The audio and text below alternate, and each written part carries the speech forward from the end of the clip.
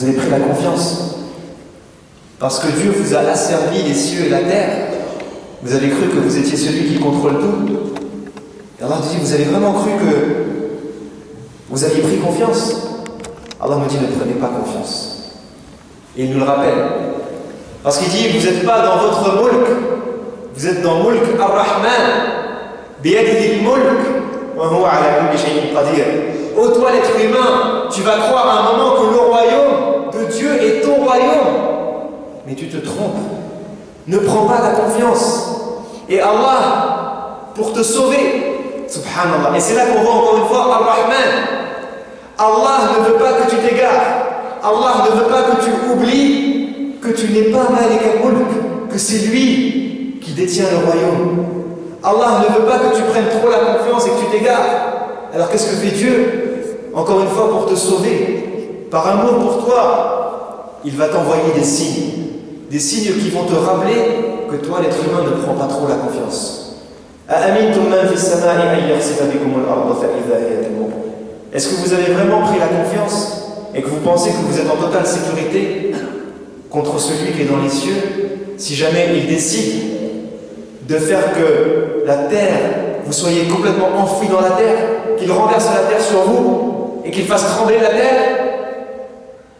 Est-ce que vous avez déjà vécu un tremblement de terre? Peut-être on n'a pas vécu, nous, un tremblement de terre. Regardez dans les pays où ils vivent des tremblements de terre, subhanallah. Est-ce que ce tremblement de terre-là ne vous rappelle pas, vous, l'être humain, combien tu ne contrôles rien sur terre? Allah a asservi la terre pour toi. Oui, tu plantes, oui, tu prends, oui, tu récoltes, tu as des graines, oui. Mais si Allah décide de faire trembler la terre, alors tu ne peux rien y faire. Tu n'as aucun contrôle.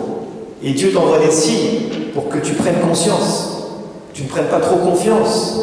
Rappelle-toi, regarde les tremblements de terre. Et si Dieu voulait vous envoyer des cailloux, ou des graines, ou de la pierre du ciel, vous seriez en sécurité? Vous croyez que vous contrôlez le ciel? Vous contrôlez la météo? Vous contrôlez les étoiles? Je ne sais pas si vous avez déjà vécu de la pluie qui se transforme en grêle. La grêle, ça fait mal. Et la grêle, c'est des tout petits cailloux comme ça. Et ça, c'est un tout petit rappel que Dieu nous envoie. Mais est-ce que nous, on se rappelle quand on a de la grêle qui tombe? Si vous sentez de la grêle, rappelez-vous. Dites-vous, subhanallah, wallah, on ne contrôle rien. Si Dieu vous nous envoie de la grêle pour tous nous tuer, on est tous morts. Et il dit, si vous n'êtes pas capable de regarder dans les cieux, regardez les oiseaux, qui déploient leurs ailes. Les oiseaux déploient leurs ailes, puis replient leurs ailes, déploient leurs ailes et puis replient leurs ailes. Mais on pourrait se dire, au moment où ils replient leurs ailes, ils pourraient tomber. Alors on dit, qui c'est qui les maintient en l'air? Ar-Rahman. Qui c'est qui permet aux oiseaux de voler et de ne pas tomber? Ar-Rahman. Par amour pour eux et pour nous, il les maintient dans le ciel. Je ne sais pas si vous avez déjà vu des dessins animés, vous avez le personnage qui saute de la fenêtre et qui commence à faire comme ça. Et qu'est-ce qu'il fait? Il tombe. Vous pouvez sortir de là, vous pouvez vous amuser à battre des mains toute la journée, vous tombez. Pourquoi vous ne volez pas? Parce qu'Allah a décidé que vous n'alliez pas voler. Pourquoi les oiseaux volent? Parce qu'Allah a décidé qu'il allait les maintenir en air. Ma yumsikuhunna illa ar-Rahman. Allah nous dit yumsiku as-samawati wal arda an tazula. C'est Allah qui maintient les cieux et la terre. Vous croyez que vous avez le contrôle, mais si Allah décide de ne plus maintenir les cieux et la terre s'écrasent sur votre tête. Les oiseaux s'écrasent sur votre tête. Tout s'écrase sur votre tête. Vous n'avez aucun contrôle. Et on revoit l'image que Dieu nous donne au début. Biyadihi al-mulk. Le royaume est entre ses mains. Et quand le royaume est entre vos mains, quand vous avez quelque chose entre vos mains, vous pouvez faire deux choses.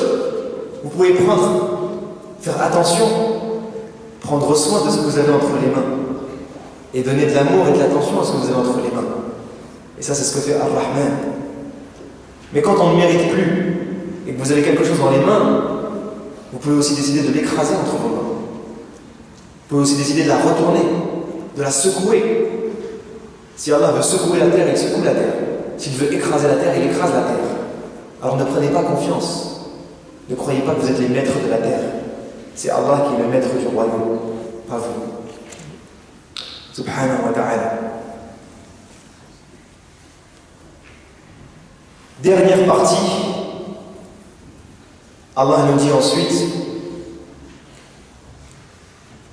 أفمن يمشي مكبا على وجهه أهدى أمن يمشي سويا على صراط مستقيم. On revient dans le palais, dernière étape de la visite du palais, ou avant-dernière, et je vous ai dit qu'il y avait deux frères. Oui, le premier frère, il fait quoi? Il est comment? Il aime ses parents, il travaille, il œuvre, il fait le bien. Et le deuxième frère, lui, il est ingrat. Il insulte, il renie, il propage la corruption, il fait du mal aux pauvres, aux orphelins, etc. Et là, Allah nous dit, maintenant que vous êtes dans ce palais, maintenant que vous êtes dans ce royaume, maintenant que je vous ai dit, marchez sur terre, œuvrez sur terre, avancez sur terre, je dois vous dire quelque chose. Cette chose, c'est importante. La plus importante de votre vie, c'est quoi? C'est que quand vous allez marcher, vous allez avoir besoin de trouver la bonne direction. Dans ce royaume qui est immense, vous allez avoir besoin de trouver votre chemin. Lorsque vous êtes dans le désert, que vous n'avez pas une boussole, vous ne savez pas comment faire pour aller vers le nord, ou vers le sud, ou vers l'est, ou vers l'ouest, vous êtes perdu. Et Allah vous dit, dans ce royaume immense, vous allez avoir besoin de la guidance. Et il nous dit, vous avez deux exemples. Le bon frère et le mauvais frère. Vous savez comment marche le mauvais frère dans ce royaume, dans le palais que ses parents ont construit pour lui? Regardez l'imagerie coranique. Mukibban ala wajhihi. Il met son visage par terre. Vous imaginez? C'est-à-dire qu'il se prosterne, il se met à quatre pattes, et son visage, il le met au sol. Quelqu'un qui met son visage au sol, il voit quelque chose? Il voit devant lui? Est-ce que vous pensez qu'il voit devant lui?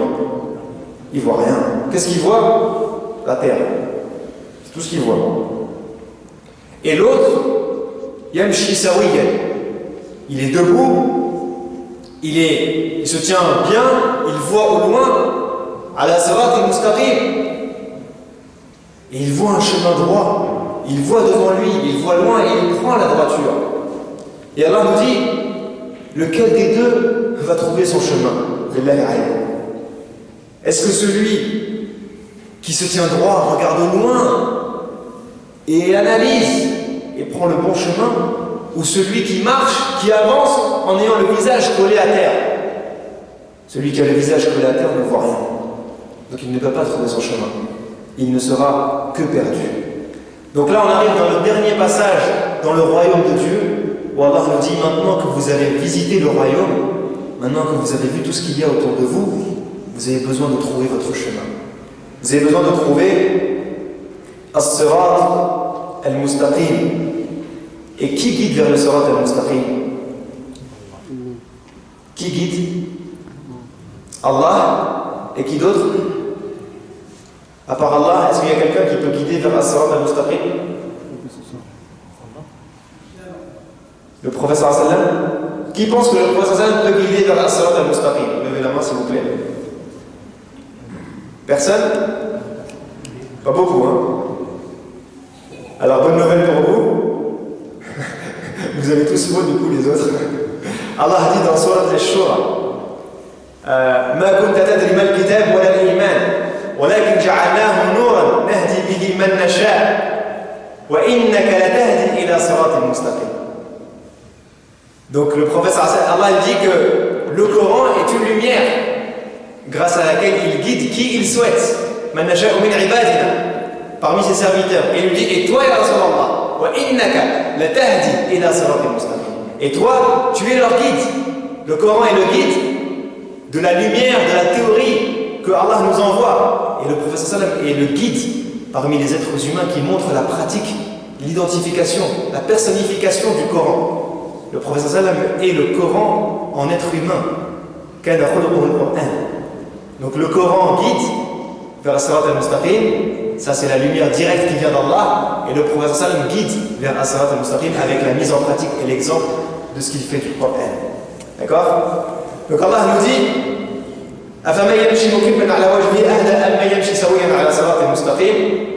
Bien sûr, la réponse est celui qui est le plus guidé, bien évidemment, est celui qui choisit as-sirat al-mustaqim. Et quand on comprend que le prophète sallallahu alayhi wa sallam est celui qui va nous donner, nous montrer ce chemin-là, eh bien on comprend que juste après, Allah dit Qul. Juste après, la dernière partie, c'est le prophète sallallahu alayhi wa sallam, et Allah lui dit Qul, éduque-les, apprends-leur, montre-leur le chemin, parce que tu guides vers le chemin. Donc on a parlé de Sirat al-Mustaqim, et toi tu es celui qui montre l'exemple. Alors maintenant la dernière partie, ya Rasulallah, c'est toi qui vas être le guide. Dans ce grand royaume, ya Rasulallah, c'est toi qui vas faire la visite guidée. Moi je leur ai montré, maintenant ils ont vu, ils sont dans le royaume, et maintenant ils ont besoin d'un être humain comme eux pour leur montrer le chemin. Alors c'est toi, ya Rasulallah, qui va montrer le chemin. Et dans la dernière partie, comment est-ce que le prophète sallallahu alayhi wa sallam nous montre le chemin? C'est Dieu qui lui demande de nous le montrer. قُلْ هُوَ الَّذِي أَنشَأَكُمْ وَجَعَلَ لَكُمُ السَّمْعَ وَالْأَبْصَارَ وَالْأَفْئِدَةَ قَلِيلًا مَا تَشْكُرُونَ. Subhanallah. La première des choses que le prophète sallallahu alayhi wa sallam apprend aux croyants par l'intermédiaire de Dieu, quand vous êtes dans le royaume, si vous voulez trouver le chemin, qu'est-ce que vous devez faire? As-sam'a wal-basara wal-fu'ad. Si vous voulez trouver votre chemin sur terre, vous devez utiliser votre oui, votre vue, votre cœur, qui est aussi votre cerveau.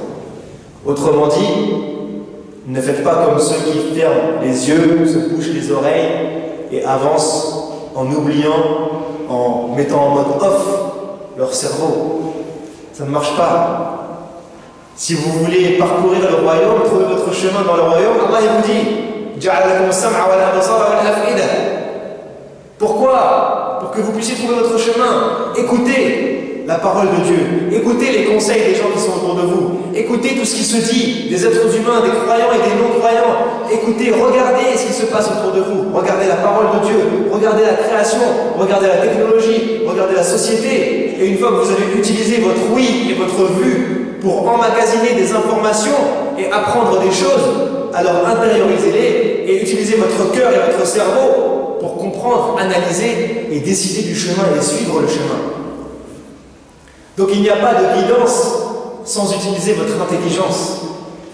Ça n'existe pas ça en islam. La guidance aveugle, ça n'existe pas en islam. Suivre des gens aveuglément, ça n'existe pas en islam. Allah, même si c'est le plus grand chef du monde, vous ne pouvez pas le suivre aveuglément. La preuve en est que les non-croyants, Allah leur reproche de suivre leurs parents. Ils suivent la religion de leurs parents. Ils disent, nous c'est la religion de notre parent, on suit comme ça et on ferme les yeux et on ferme les oreilles. Et khlas, on ferme notre cerveau, on ne critique pas d'analyse critique et on suit. Allah il vous dit, même si c'est vos parents, même si c'est vos parents qui vous disent quelque chose, vous avez le devoir, parce que Dieu vous a donné des oreilles, des yeux et un cerveau et un cœur, vous avez le devoir de tout analyser, de tout réfléchir, de mettre en parallèle avec la parole de Dieu et de vous dire quel est le bon chemin. Qu'est-ce que Dieu attend de moi dans cette situation-là? Qu'est-ce que je dois faire ou ne pas faire? Revenir vers la parole de Dieu et trouver la guidance. Le musulman doit réfléchir à chacun de ses pas. Chacun de ses pas. As-sam'a wal-absara wal-af'ida. Qalilan ma tashkurun. Mais malheureusement, on ne l'utilise pas souvent. Et al-shukr en islam, en plus de dire alhamdulillah wa shukrulillah, c'est le fait d'utiliser les choses que Dieu nous a données dans sa foi.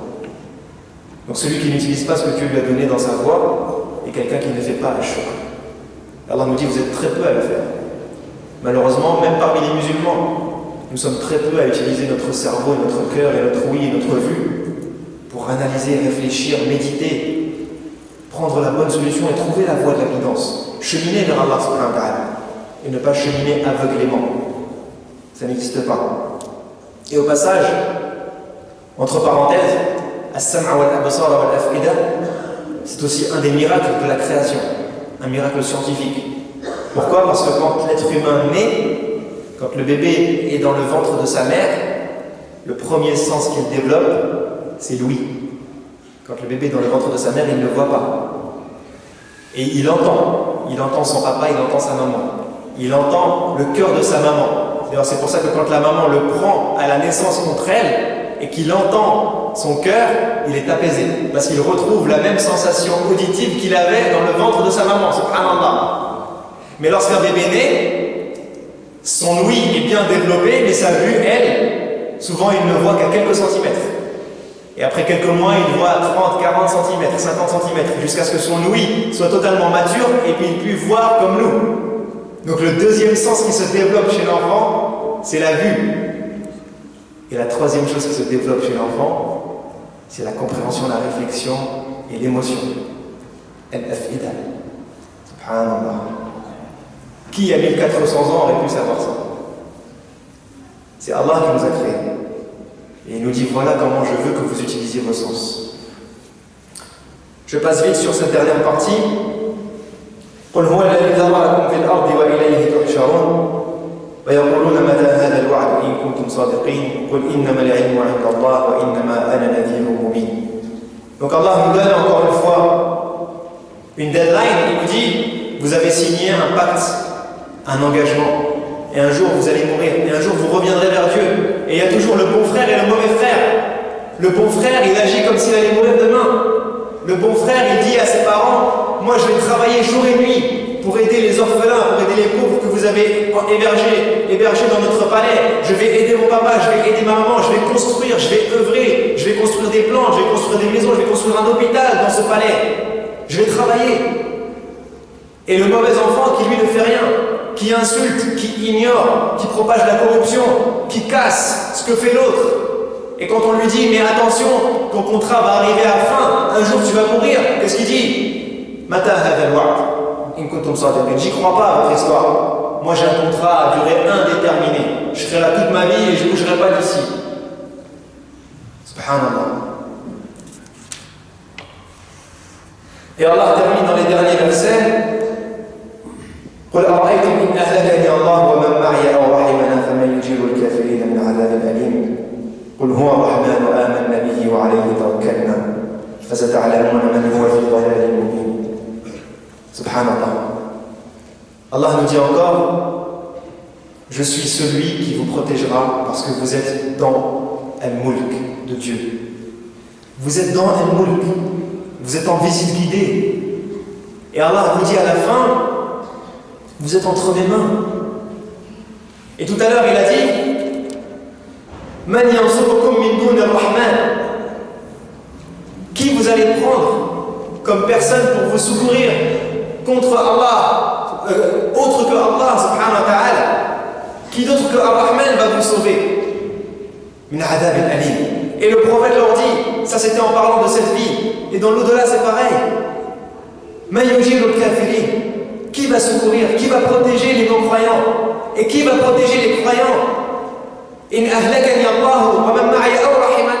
Que Dieu décide de nous détruire ou de nous faire miséricorde. Qui va faire ça? Ar-Rahman. Il nous dit encore une fois, vous êtes dans le royaume du miséricordieux. Et j'ai créé ce royaume, oui avec perfection, oui avec force, mais je l'ai créé avec amour. Et quand le papa s'énerve dans le palais, quand le papa veut taper le mauvais fils, qui c'est qui va protéger le mauvais fils? La maman. Subhanallah. C'est la maman qui protège. Même si le papa est très énervé, qu'il ne veut rien faire, qu'il insulte, qu'il fait du mal, la maman, même si elle a été insultée, sa rahma fait qu'elle voudra toujours aimer son fils. Même si c'est le pire des fils, même s'il a fait toutes les bêtises du monde, la rahma de la maman fait qu'elle le prendra toujours dans ses bras. Et que si elle voit que son père veut le punir, elle essaiera de le protéger de la punition du papa. Subhanallah. Pourquoi j'utilise le papa et la maman comme exemple? Parce que Allah subhanahu wa ta'ala se décrit dans le Coran avec des sifat, des caractéristiques, des attributs. Mais personnellement, je suis convaincu qu'il n'y a pas une caractéristique de Dieu qu'il nous donne dans le Coran sans qu'il nous permette d'y goûter dans la vie d'ici-bas. Parce que sinon ça ne sert à rien que tu nous dises Ana Ar-Rahman si on ne sait pas ce que ça veut dire Ar-Rahman et qu'on n'est pas capable de créer un lien avec Ar-Rahman ou de goûter à Ar-Rahman de Dieu. Et ces attributs-là, eh bien Allah les a distribués sur terre. Et certains de ces attributs, Allah les a distribués avec un petit pourcentage chez le papa. Quand on dit Rabbul Alamin, on dit aussi Rabbul Bayt, pour parler du chef de famille. Celui qui éduque, celui qui donne le risque, celui qui va travailler pour nourrir, etc., etc. Et quand on parle de la Rahma, Allah a mis une partie de sa Rahma dans la Rahma de la maman. Donc si depuis le début je vous parle du papa et de la maman, c'est vous permettre de goûter aux attributs d'Allah subhanahu wa ta'ala. Mais sur terre, nous avons le papa et la maman. Mais les savants nous disent, en parlant de Dieu, يَفِرُّونَ مِنْهُ إِلَيْهِ Subhanallah. La seule manière que vous avez de vous enfuir, de fuir Allah subhanahu wa ta'ala, c'est d'aller vers lui. Sur cette terre, on fuit le papa pour aller vers la maman, mais Allah, il a les deux attributs en un. Donc vous fuyez Dieu pour revenir vers Dieu. Vous fuyez la punition de Dieu et son désagrément pour aller vers sa miséricorde et son amour. Et Allah est le seul être qui, si on veut se protéger de lui, on doit revenir vers lui. Sur cette terre, quand on veut se protéger de quelqu'un, on s'enfuit, on s'éloigne.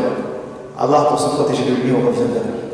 Subhanahu wa ta'ala. Et depuis le début, il nous dit, vous êtes dans le royaume du miséricordieux. Personne ne vous protégera, mis à part moi, parce que je vous aime. Ça, c'était la dernière règle de vie. La dernière règle de vie. Qui était que Allah est celui qui nous protégera. Donc il faut qu'on s'en remette à lui. Alayhi tawakkal. Alors on va croire en lui et s'en remettre en lui pour qu'il puisse nous protéger et nous faire gagner sa miséricorde. C'est la dernière règle de vie. Une fois que vous avez trouvé votre chemin, que vous avez suivi la guidance du professeur sallallahu alayhi wa sallam, alors remettez-vous-en pleinement à Allah subhanahu wa ta'ala. Ayez confiance en lui. Vous êtes dans Mulk ar-Rahman. Alors ayez confiance en lui, en son amour. Faites-lui confiance. N'ayez aucun souci. Et là on termine la visite. On termine la visite dans la dernière pièce du palais. Et souvent, quand vous faites une visite à quelqu'un, vous gardez le meilleur pour la fin. Ça, quand vous visitez un palais magnifique, le guide, le roi ou le constructeur du palais, l'ingénieur qui a conçu le palais, il connaît tous les recoins du palais. Il va vous faire toute la visite, toute la visite, toute la visite. Et à la fin, il va te dire, et maintenant, je vais te montrer la pièce maîtresse de ce palais. Là, tu vas voir le truc. Là, tout le palais de ce que tu as vu là, tout ça, c'était fou. C'était magnifique. Mais là, juste cette pièce-là, elle vaut tout le reste. Et Allah termine la visite avec quoi? قُلْ أَرَأَيْتُمْ إِنْ أَصْبَحَ مَاؤُكُمْ غَوْرًا فَمَنْ يَأْتِيكُمْ بِمَاءٍ مَعِينٍ. Il termine la visite avec l'eau. L'eau qui est la source de vie. Subhanallah. Allah il vous dit, je vous ai fait visiter tout le royaume, les cieux, la terre, la création. Je vous ai dit que j'étais juste à côté de vous, que je voyais tout, que j'étais proche de vous. On a fait tout le tour. On a vu la beauté, la grandeur du royaume. Mais ce royaume, les cieux et la terre, sans eau, sert à rien. L'eau, c'est la pièce maîtresse du royaume de Dieu. Allah, quand il parle de lui dans le Coran, il dit le trône de Dieu est sur l'eau. Il dit et nous avons créé à partir d'eau toute chose vivante. Toute chose qui marche sur terre a été créée à partir d'eau. Et nous faisons descendre l'eau sur terre pour redonner vie à la terre. L'eau. Il est en train de dire aux croyants et aux non-croyants qui terminent la visite, il lui dit, si tu n'as pas été convaincu par tout ça, alors qu'est-ce que tu vas faire si Allah enlève l'eau? S'il n'y a plus d'eau sur terre, cette source qui est la pièce maîtresse du royaume, alors qui va te ramener de l'eau? Qui autre que Allah subhanahu wa ta'ala mettra la vie sur terre? Et vous vous rappelez des exoplanètes? Je vous ai dit, les scientifiques, qu'est-ce qu'ils cherchent sur les planètes? Ils cherchent l'eau, subhanallah.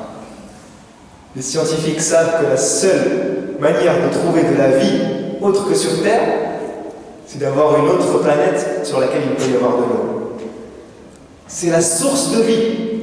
Et Allah termine la visite du royaume avec la source de vie, en nous disant, c'est le seul qui peut mettre la vie sur Terre, avec l'eau.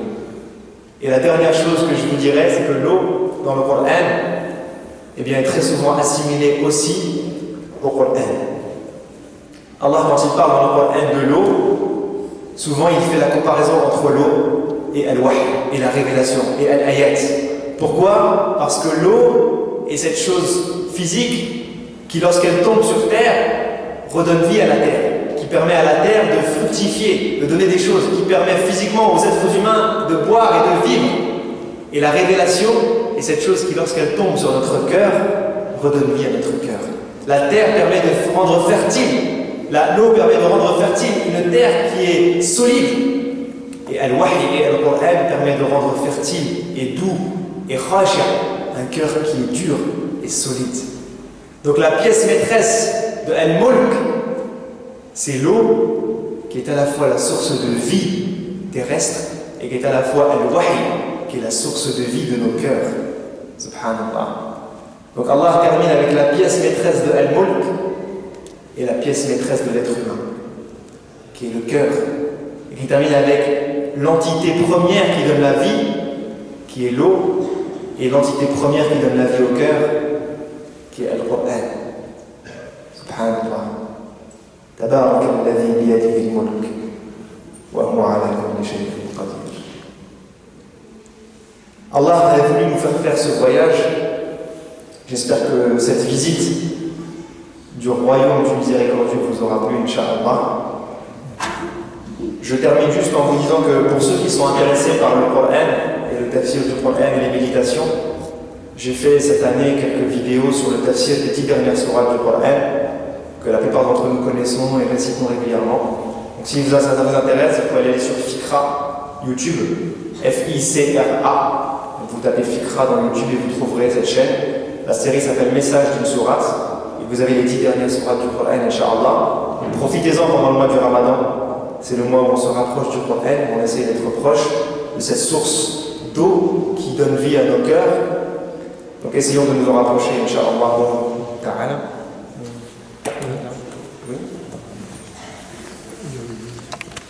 اللهم لك الحمد كما ينبغي لجلال وجهك ولعظيم سلطانك. لك الحمد يا ربنا بالإسلام، ولك الحمد بالإيمان، ولك الحمد بالقرآن، ولك الحمد بالأهل والمال والمعافاة. اللهم اغفر لنا ذنوبنا، اللهم اغفر لنا ذنوبنا، اللهم اغفر لنا ذنوبنا. يا مطهر القلوب طهر قلوبنا، يا محيي القلوب أحيي قلوبنا. اللهم أحيي قلوبنا بنورك يا أرحم الراحمين. اللهم ارحمنا فإنك بنا راحم، ولا تعذبنا فأنت علينا قادر. اللهم الطف بنا يا ربنا، اللهم اقبلنا في رمضان، اللهم أعنا في رمضان على الصيام وعلى القيام وعلى القرآن وعلى الذكر وصلة الأرحام برحمتك يا أرحم الراحمين. اللهم لا تخرجنا من هذا الشهر إلا وقد رضيت عنا، إلا وقد أعتقت رقابنا، إلا وقد عفوت عنا، إلا وقد كتبتنا من أهل الجنة أجمعين. وأكمل لنا اللذة بالنظر إلى وجهك الكريم. وآخر دعوانا أن الحمد لله رب العالمين.